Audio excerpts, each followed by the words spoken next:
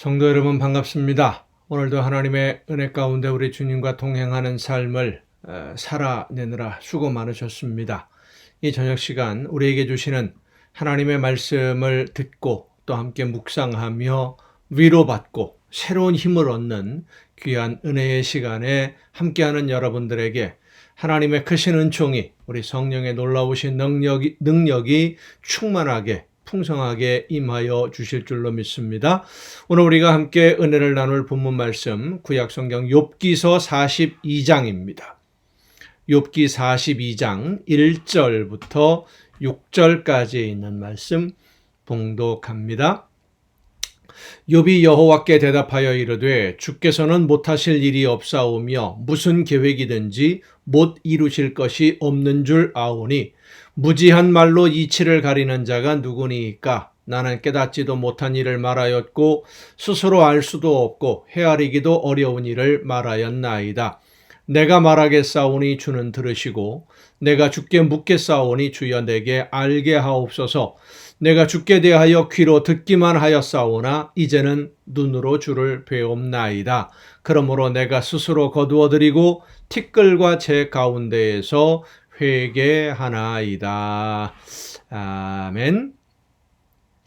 욥기서를 읽으면서 우리가 깨달아 알게 되는 것은 이 세상에서 의인이, 그러니까 죄 없는 사람이 어려움을 당하는 것에 대해서 어떤 한 가지 기준, 두 가지든 세 가지든 이 세상에서 우리가 알고 있는 어떤 기준을 가지고 판단하거나 평가할 수 있는 문제는 아니다 라고 하는 것을 깨달아 알게 됩니다.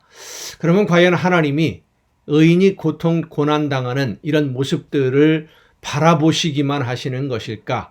이 세상에서의 모든 일들을 다 그냥 방임하고 계시는 것은 아닌가? 절대 그렇지는 않습니다. 하나님의 계획 가운데 있는 것이고 하나님이 무엇인가를 이루어가는 과정 속에 있는데 우리가 그것을 깨달아 알지를 못하는 것이죠. 그리고 그것을 하나님이 설명해 주신다고 하더라도 우리가 이해할 수 없습니다. 받아들이지도 못하는 것이고요. 그래서 하나님이 행하시는 모든 일들에 대해서 우리가 다 안다 혹은 이해한다 라고 하는 교만한 마음은 분명히 버려야 됩니다. 그래서 욥은 하나님의 말씀 앞에서 하나님이 이제 40장, 41장 쭉 넘어가면서 말씀을 하시는데 그 가운데 네가 고난당하는 이유가 이것 때문이다. 고난당한 이유가 여기에 있다라는 것을 분명히 밝혀주지 않습니다. 그럼에도 욥은 하나님의 말씀을 들으면서 자신의 잘못을 깨달아 알게 됩니다. 알지 못하면서 무지한 자가 다 아는 것처럼 하나님 앞에서 이야기했다고 하는 것이 얼마나 잘못된 모습인지를 깨닫게 됩니다. 그런 자신의 잘못을 깨닫고 뉘우치고 회개하는 욥을 하나님이 용서하시고 은총을 베풀어 주십니다. 욥은 하나님의 말씀을 들으면서 자신의 어리석음과 교만을 깨달았고 회개합니다. 그리고 친구들과의 감정 충돌의 문제도 회개합니다.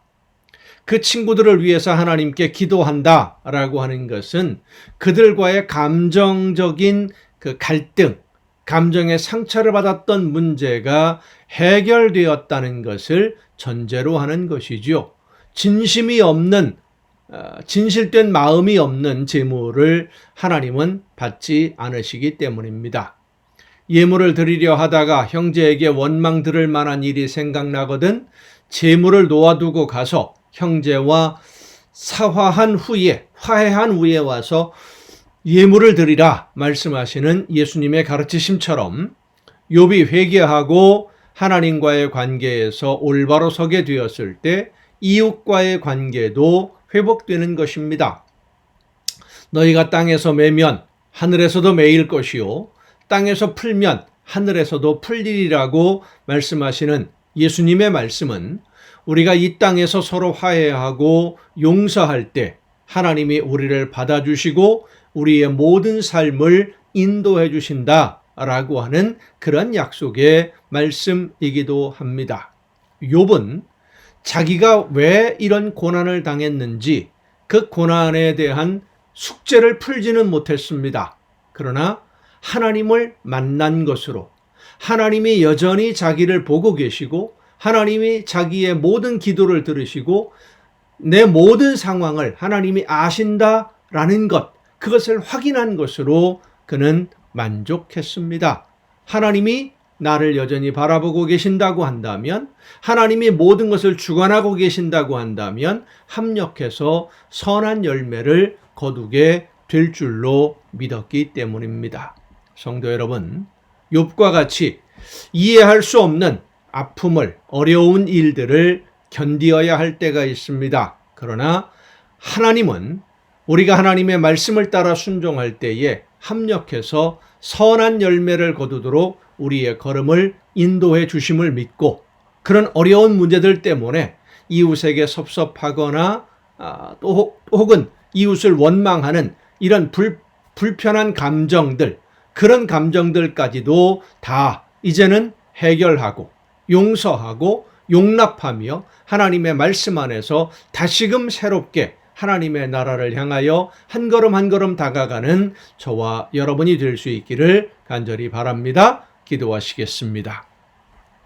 오늘도 크신 사랑과 은혜로 저희들의 삶의 모든 걸음을 지켜주시고 인도해 주시는 아버지 하나님, 하나님의 나라를 바라보며 한 걸음 한 걸음 좁은 길로 나아갈 때에 우리가 이해할 수 없는 여러 가지 어려운 일들을 만난다 할지라도 그 모든 일들이 결국은 합력해서 선한 열매를 거두는 길로 하나님이 인도해 주시고 지켜 주시는 줄로 믿고 하나님의 약속만 바라보며 날마다 하나님의 나라를 향하여 나아가는 우리 모두가 되게 하여 주시옵소서. 이 모든 말씀을 예수님의 이름으로 기도하옵나이다. 아멘. 오늘 우리가 함께 통독할 하나님의 말씀 레위기서 14장부터 함께 통독을 하시겠습니다. 정결하게 되는, 특히 나병 환자가 정결하게 되는 이런 규정들을 말씀하시는데, 이런 여러 가지 규정들은 결국은 우리의 삶의 문제입니다. 이웃들에게 나쁜 질병을 퍼뜨리지 않기 위한, 그리고 이웃에게 어려움을 끼치지 않기 위해, 해를 끼치지 않기 위한 우리 모두를 보호하시고 안전하게 지키시려는 하나님이 정하신 규례다라는 것을 먼저 생각해야 될 것 같습니다. 14장입니다. 여호와께서 모세에게 말씀하여 이르시되 나병 환자가 정결하게 되는 날의 규례는 이러하니 곧 그 사람을 제사장에게로 데려갈 것이요 제사장은 진영에서 나가 진찰할지니 그 환자에게 있던 나병 환부가 나았으면, 그러니까 제사장에게 연락을 하면 그 사람이 진영 안으로, 사람들이 있는 공동체 안으로 오는 게 아니라 먼저 제사장이 가서 그 사람을 만난다면 어떻게 되겠습니까? 제사장은 사실 상당한 부담이 있는 것이지요. 그러나 하나님 앞에서 그는 목숨을 그렇게 걸어야 됩니다. 제사장은 그 정결함을 받을 자를 위하여 명령하여 살아있는 정결한 새 2마리와 백향목과 홍색 실과 우슬초를 가져오게 하고, 또 제사장은 또 명령하여 그 새 하나는 흐르는 물 위 질그릇 안에서 잡게 하고 다른 새는 산채로 가져다가 백향목과 홍색 실과 우슬초와 함께 가져다가 흐르는 물 위에서 잡은 새의 피를 찍어 나병에서 정결함을 받을 자에게 7번 뿌려 정하다 하고 그 살아있는 새는 들에 놓을지며. 왜 새를 제물로 가지고 오라 했을까요?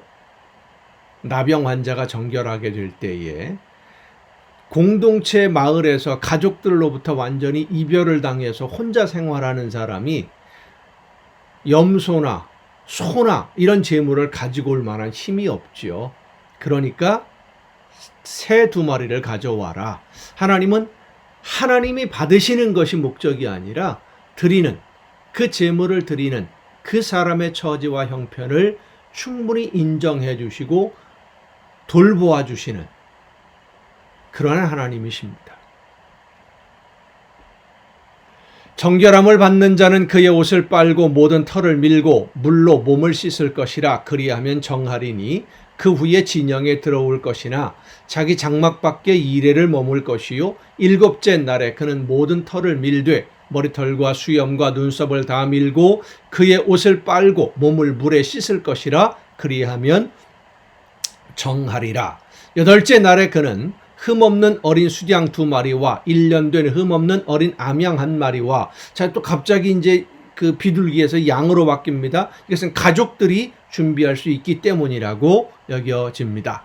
또 고운 가루 10분의 3 에바의 기름 섞은 소재물과 기름 한 록을 취할 것이요 정결하게 하는 제사장은 정결함을 받을 자와 그 물건들을 회막문 여호와 앞에 두고 어린 수양 1마리를 가져다가 기름 한 록과 아울러 속건제로 드리되 여호와 앞에 흔들어 요제를 삼고 그 어린 수양은 거룩한 장소 곧 속죄제와 번제물 잡는 곳에서 잡을 것이며 속건제물은 속죄제물과 마찬가지로 제사장에게 돌릴지니 이는 지극히 거룩한 것이니라. 제사장은 그 속건제물의 피를 취하여 정결함을 받을 자의 오른쪽 귓뿌리와 오른쪽 엄지손가락과 오른쪽 엄지발가락에 바를 것이요 제사장은 또 그 한 록의 기름을 취하여 자기 왼쪽 손바닥에 따르고 오른쪽 손가락으로 왼쪽 손에 기름을 찍어 그 손가락으로 그것을 여호와 앞에 7번 뿌릴 것이요 손에 남은 기름은 제사장의 정결함을 받을 자의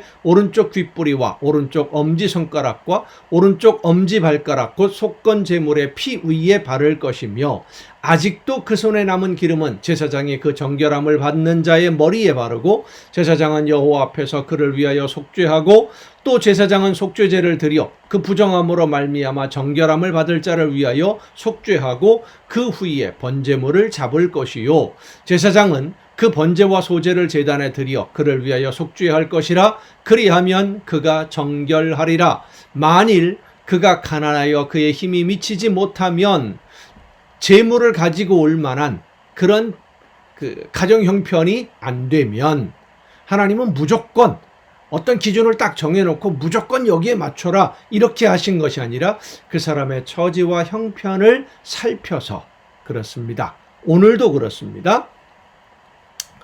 그는 흔들어 자기를 속죄할 속건제를 위하여 어린 수양 1마리와 소제를 위하여 고운 가루 10분의 1 에바에 기름 섞은 것과 기름 한 록을 취하고 그의 힘이 미치는 대로 산비둘기 2이나 집비둘기 새끼 2를 가져다가 하나는 속죄 제물로 하나는 번제물로 삼아 8째 날에 그 결례를 위하여 그것들을 회막문 앞 여호와 앞 제사장에게로 가져갈 것이요 제사장은 그 속건제의 어린 양과 기름 한 록을 가져다가 여호와 앞에 흔들어 요제를 삼고 속건제의 어린 양을 잡아서 제사장은 그 속건 제물의 피를 가져다가 정결함을 받을 자의 오른쪽 귓뿌리와 오른쪽 엄지손가락과 오른쪽 엄지발가락에 바를 것이요 제사장은 그 기름을 자기 왼쪽 손바닥에 따르고 오른쪽 손가락으로 왼쪽 손에 기름을 조금 찍어 여호와 앞에 7번 뿌릴 것이요 그 손의 기름은 제사장이 정결함을 받을 자의 오른쪽 귓뿌리와 오른쪽 엄지손가락과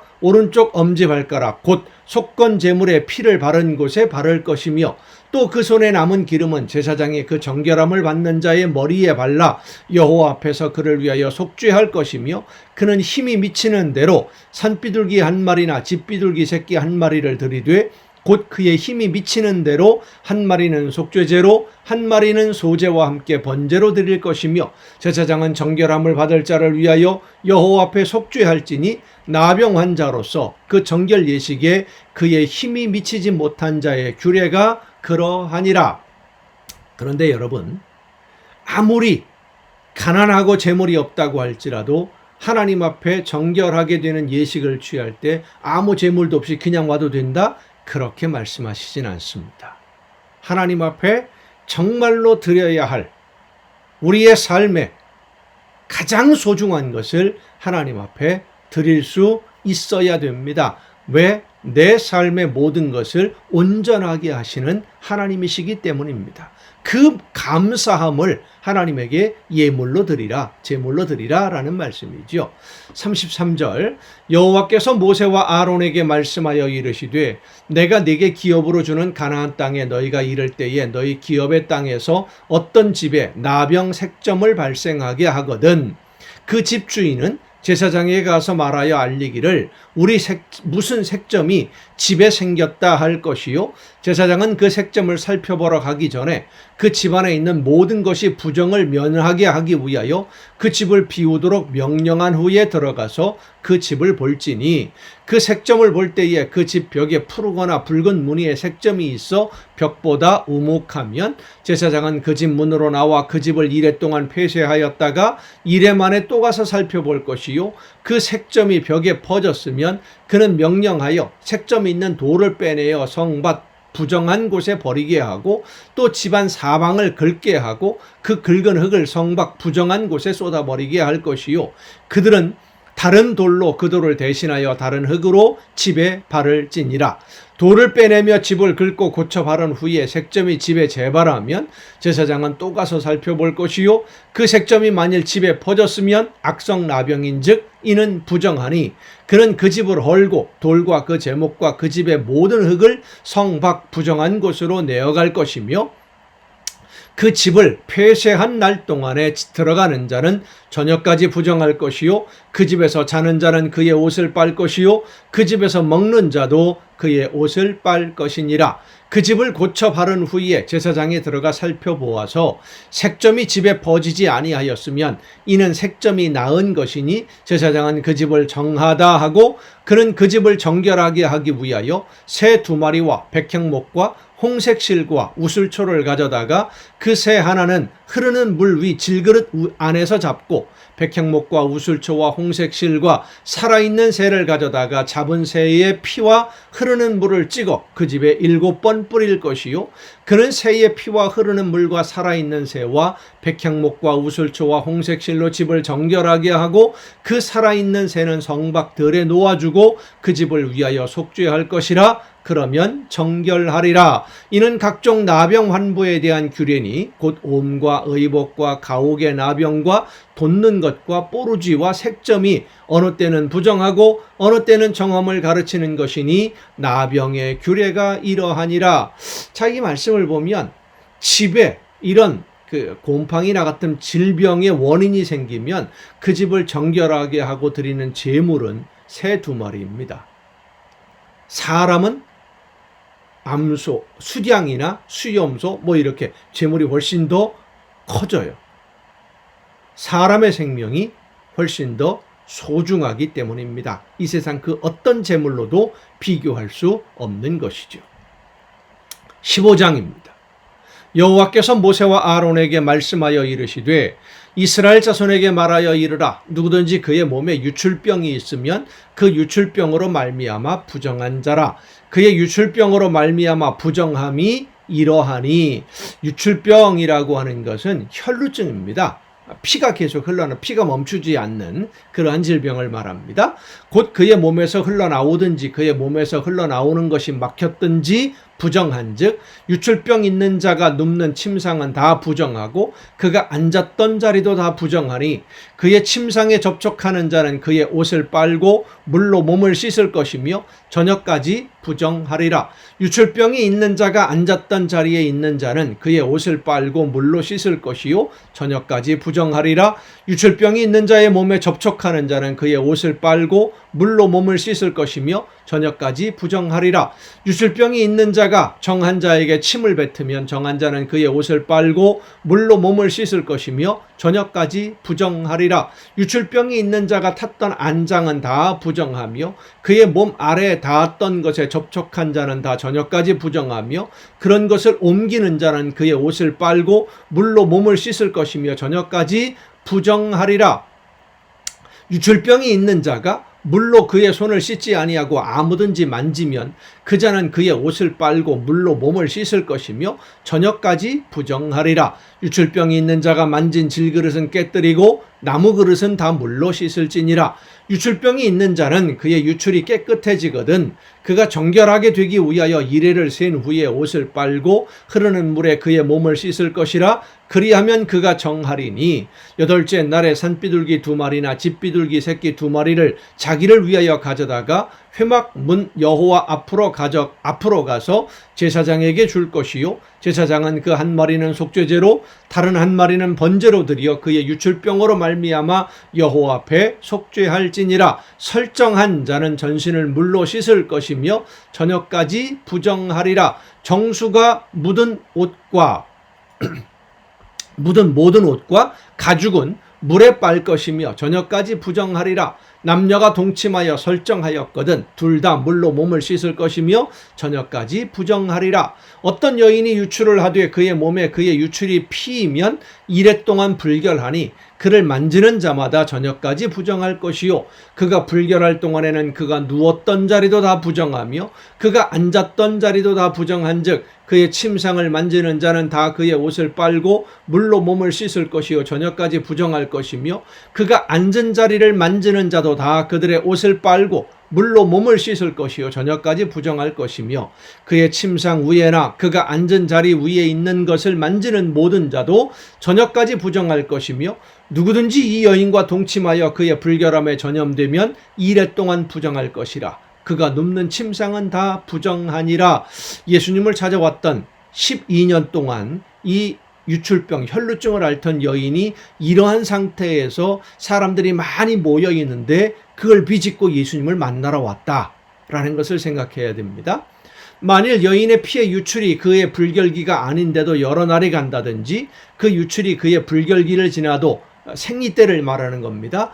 계속되면 그 부정을 유출하는 모든 날 동안은 그 불결한 때와 같이 부정한즉 그의 유출이 있는 모든 날 동안에 그가 눕는 침상은 그에게 불결한 때의 침상과 같고 그가 앉는 모든 자리도 부정함이 불결한 때의 부정과 같으니 그것들을 만지는 자는 다 부정한즉 그의 옷을 빨고 물로 몸을 씻을 것이며 저녁까지 부정할 것이요 그의 유출이 그치면 이레를 센 후에야 정하리니 그는 8째 날에 산비둘기 2마리나 집비둘기 새끼 2마리를 자기를 위하여 가져다가 회막문 앞 제사장에게로 가져갈 것이요 제사장은 그 한 마리는 속죄제로 다른 한 마리는 번제로 드려 유출로 부정한 여인을 위하여 여호와 앞에서 속죄할지니라. 너희는 이와 같이 이스라엘 자손이 그들의 부정에서 떠나게 하여 그들 가운데 있는 내 성막을 그들이 더럽히고 그들이 부정한 중에서 죽지 않도록 할지니라. 이 규례는 유출병이 있는 자와 설정함으로 부정하게 된 자와